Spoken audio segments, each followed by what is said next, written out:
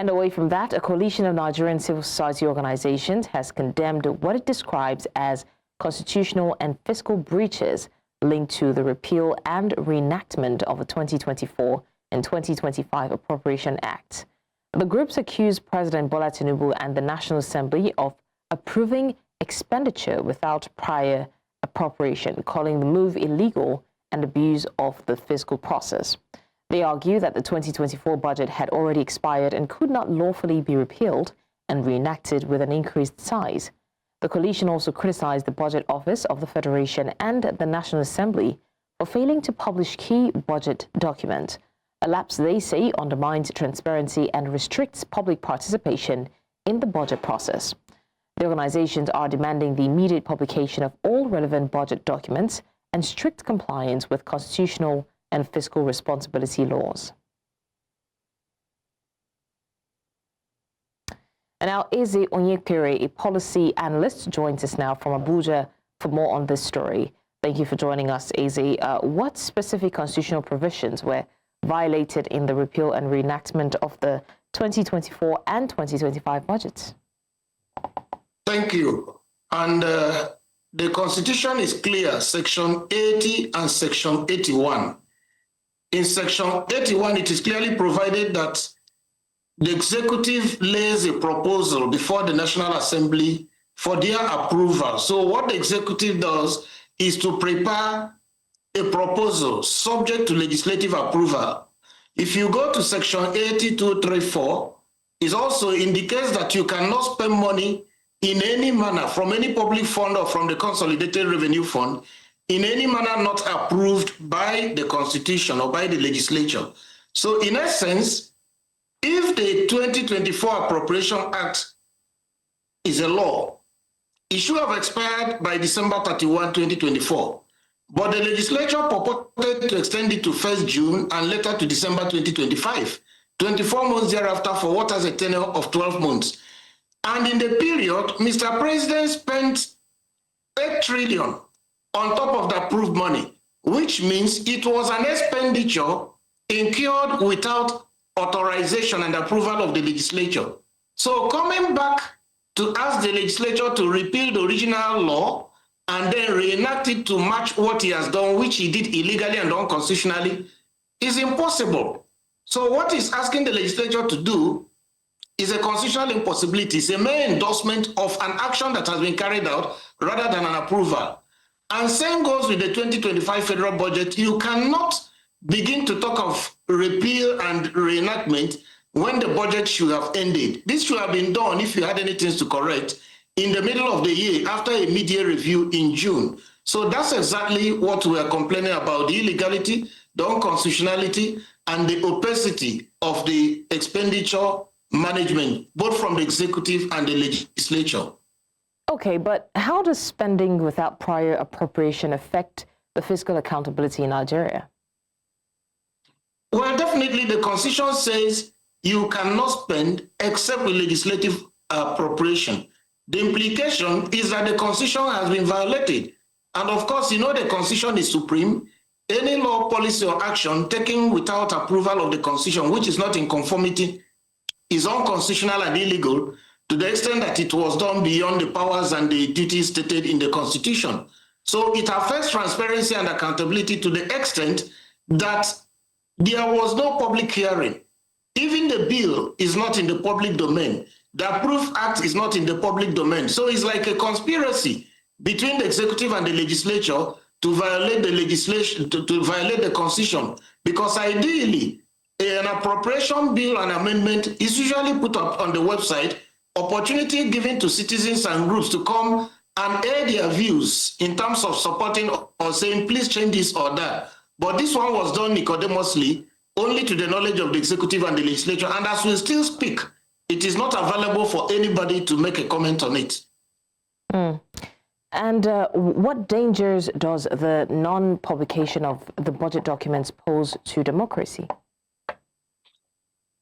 This is public resources. My tax money, your tax money.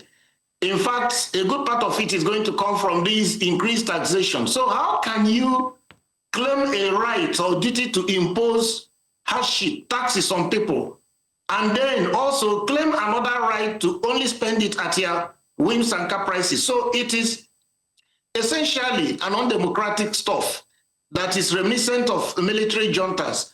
This cannot be tolerated in a country where we are saying we have done 25 or 26 years of supposed democratic consolidation. So it undermines the rule of law, it undermines due process, it undermines the constitution, it undermines public morality and public defense or public safety, because somebody could be tampering and fingering with our money without the knowledge of the citizens.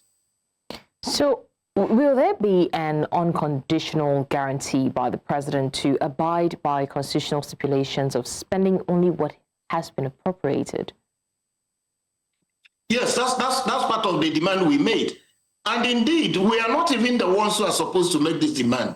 The oversight powers of the National Assembly and their power of the purse indicates that they should have even been angry that the president did this, and is an impeachable offense. It's something for which the president could be impeached. Rather, they were busy singing on his mandate when he was asking them to join him in violation of the Constitution. So it's a very, very unfortunate scenario where those put in positions of leadership, where those who should exercise checks and balances are now collaborating and conspiring with the executive to further violate the Constitution. So what immediate steps should be taken to restore transparency and public trust, seeing how there's been a breach basically between the public and governance, especially in budgeting process?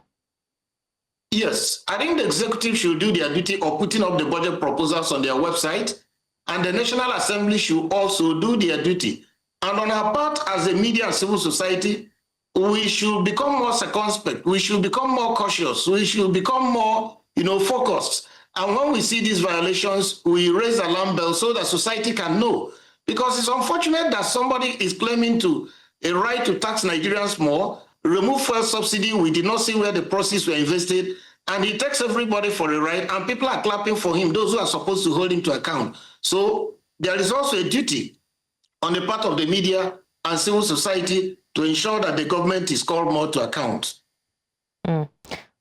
Okay, so also let's step back for a bit, right?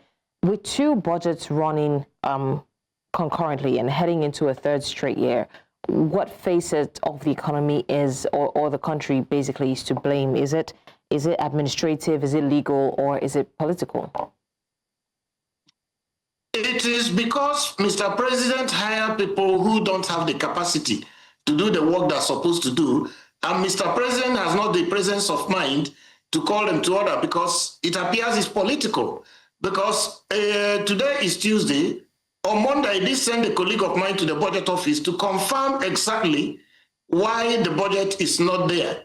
And all we got told is that they are still reconciling the figures. So in essence, the budget was not ready by the 19th of December when the president purported to present it before the National Assembly. He saw that time was running out and the year was ending. So he did whatever he did to satisfy all righteousness. So if they're still reconciling figures by 5th, then you can know it's a political challenge occasioned by lack of capacity on those who should run the budget office and those who should run the fiscal affairs. And of course, occasioned by impunity, because there's nobody to call anybody to order since the legislature has abdicated their duties. So speaking of impunity now, where do you see this country in the next 2 to 3 years with all of this, for lack of a better word, lawlessness and lack of transparency and trust between the people and the governance? If we continue in this trend, what we shall have is an entrenchment of fiscal irresponsibility, fiscal rascality. More resources will be available to the three tiers of government, but Nigerians will not see where they invested. There will be no improvements in education, health, roads, water, electricity, but the government will be reporting much more revenue. And of course, as they report much more revenue, they will mismanage it, not to the interest of the people. So that's where we are heading if we don't do anything to stop it. All right. Policy analyst Eze Onyekpere, thank you for joining us on the news and sharing your thoughts on this matter. My pleasure. Thank you.